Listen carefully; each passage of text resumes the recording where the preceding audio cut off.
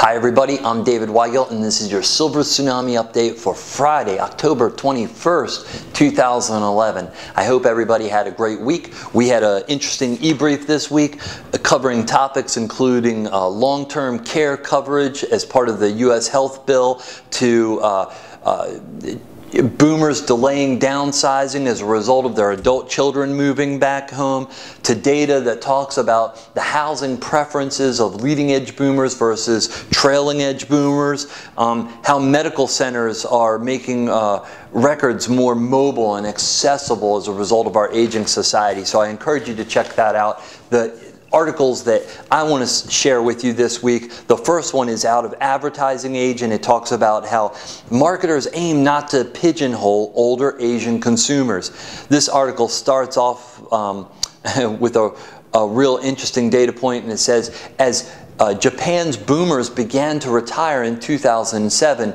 it wasn't cruises and garden tools that exploded as categories. It was electric guitars.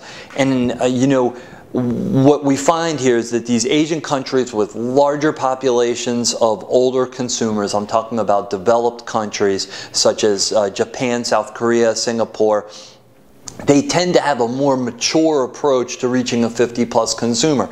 And in a nutshell, that mature approach is they don't want special products for old people. They don't want special messaging for old that's tailored just for old people. Where they've found their success is taking a refrigerator and adding a fourth drawer that makes it easier for an older consumer to get into, and then speaking to that convenience or safety factor from a messaging standpoint in a way that doesn't disenfranchise a younger consumer, which is should be a big goal for all of us as marketers to a mature consumer. The bottom line for me here that I wanted to share with you is, as marketers, man, we need to look to the East for examples of where we can improve upon our product development and our marketing tactics and strategies for an older consumer. What we have found is certainly what this article speaks to, and that the trend seems to start in the East, make its way to Europe, and then finally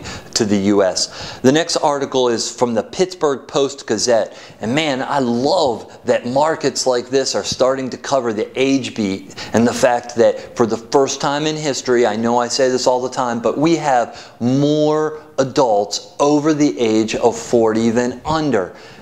So they are the majority, and that has a huge impact on our society, and clearly Pittsburgh must be feeling that.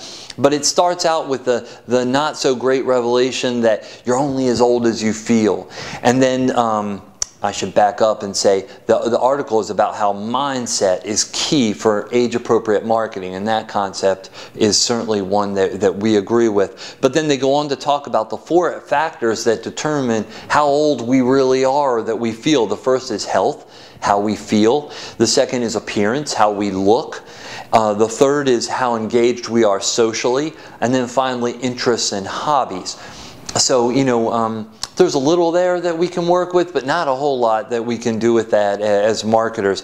And their bottom line is that we need to think more psychological than chronological. And again, that's okay.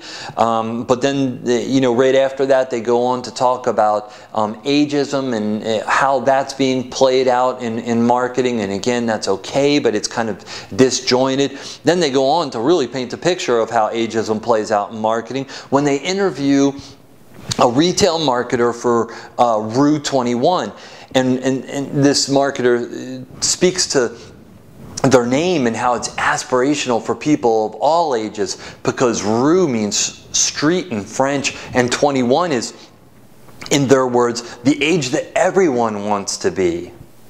Well, we know that's not true.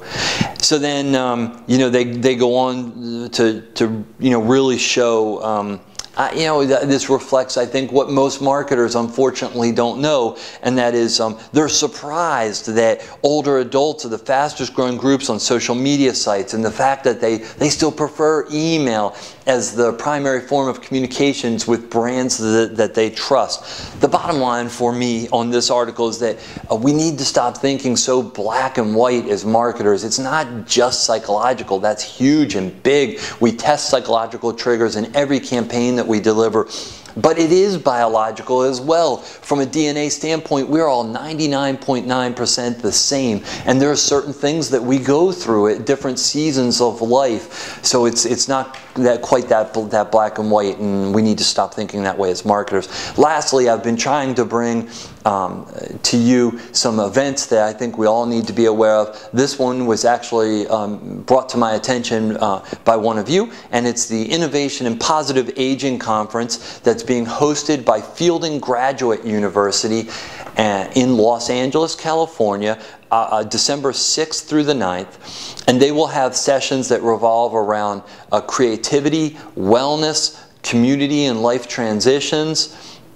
There's apparently a YouTube channel that they have put up, and I'm going to check out, that has a sampling of the speakers from the last couple of years. This is their 5th year.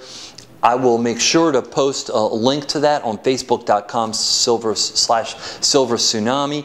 My closing thought for you this week is actually a quote from a friend of mine, Harry Moody, who is the Director of Academic Affairs at AARP, and this quote was relevant and pointed to the Positive Aging Conference. He says, "It's been said that the best way to predict the future is to create it."